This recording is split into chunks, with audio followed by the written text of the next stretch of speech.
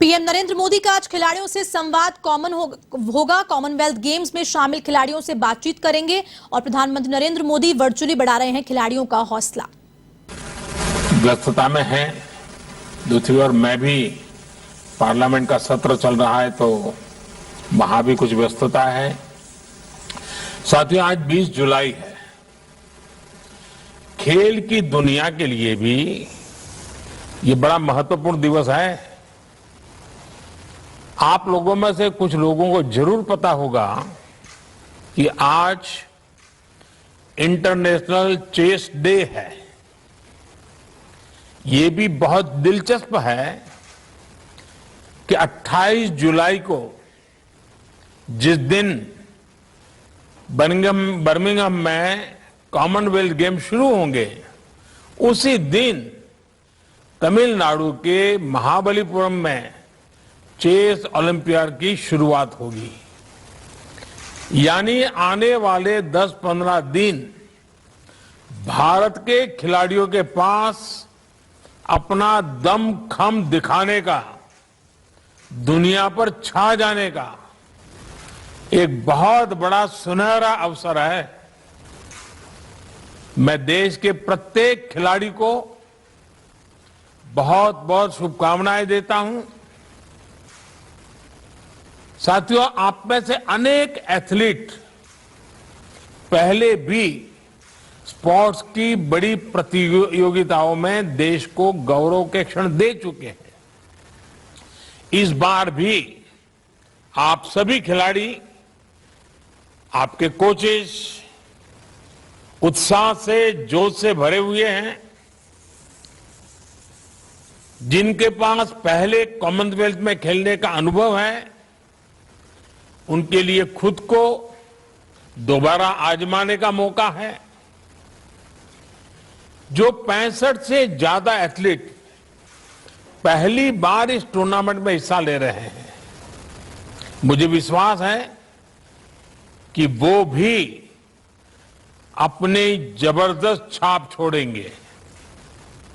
आप लोगों को क्या करना है, कैसे खेलना है, इसके आप एक्सपर्ट हैं। मैं बस यही कहूंगा कि जी भर के खेलिएगा, जमकर खेलिएगा, पूरी ताकत से खेलिएगा और बिना किसी टेंशन से खेलिएगा। और आप लोगों ने वो पुराना डायलॉग सुना होगा, कोई नहीं है टक्कर में, कहां पड़े हो चक्कर में। बस इसी एटीट्यूड को लेकर आपको वहां जाना है, खेलना है। बाकी मैं अब अपनी तरफ से ज्यादा ज्ञान परोसना नहीं चाहता हूं। आइए बातचीत की शुरुआत करते हैं। सबसे पहले किससे बात करना है मुझे? अविनाश साबले महाराष्ट्र से हैं, एथलेटिक्स के हैं। अविनाश, नमस्कार। जैन सर, मैं अविनाश साबले, मैं कॉमनवेल्थ गेम्स में एथलेटिक्स में 3000 मीटर इवेंट में इंडिया को रिप्रेजेंट कर रहा हूं सर। अविनाश, मुझे बताया गया कि आप फौज में हैं और आपने तो सियाचिन में भी पोस्टिंग कर चुके हैं। महाराष्ट्र से आना और हिमालय में ड्यूटी देना, पहले तो मुझे इस विषय में बताइए अपने अनुभव। जी सर, मैं महाराष्ट्र का बीड जिले से हूँ और मैं 2012 में मतलब भारतीय को ज्वाइन किया और उसके बाद सर मैं मतलब आर्मी की जो ड्यूटी होती है, नॉर्मल ड्यूटी में 4 साल मतलब मैं नॉर्मल ड्यूटी किया और मतलब उसमें मुझे बहुत कुछ सीखने को मिला। जो 4 साल का मैं मतलब जो नॉर्मल ड्यूटी करते रहा, तो जो 9 महीने की जो मतलब बहुत मजबूत ट्रेनिंग होती है, बहुत हार्ड होती है, तो उस ट्रेनिंग ने मुझे बहुत मजबूत बना दिया। और मतलब उस ट्रेनिंग से मैं किसी भी फील्ड में अभी जाऊंगा तो मुझे लगता है कि मैं बहुत अच्छा करूंगा। और उसी ट्रेनिंग से मैं मतलब 4 साल के बाद जब मैं आर्मी ने मुझे मतलब एथलेटिक्स में जाने का मौका मिला, तो मैं बहुत अच्छा कर रहा, और मैं जो आर्मी की डिसिप्लिन है और जहां मैं इतना कठिन मतलब जगह पे रहा, तो मुझे काफी फायदा हो रहा है। अच्छा अविनाश, मैंने सुना है कि सेना ज्वाइन करने के बाद ही आपने स्टीपल चेज को चुना है। सियाचिन और स्टीपल चेज का भी कोई संबंध है क्या? हाँ जी सर, मतलब जो हमें ट्रेनिंग्स में जो मतलब वहां पे भी ऐसी ट्रेनिंग होती है जैसे आपको मतलब ये स्टीपल जैसी इवेंट भी एक ऑब्स्टिकल का गेम है। मतलब जैसे इसमें हमें हर्डल्स को उसके ऊपर जंप करना है, फिर वाटर जंप को जंप करना है। इसी तरह है आर्मी की जो ट्रेनिंग, उसमें भी हमें बहुत सारे ऑब्स्टिकल के बीच में से जाना पड़ता है, जैसे क्रॉलिंग करना पड़ता है, या 9 फीट डिच होता है उसको जंप करना पड़ता है।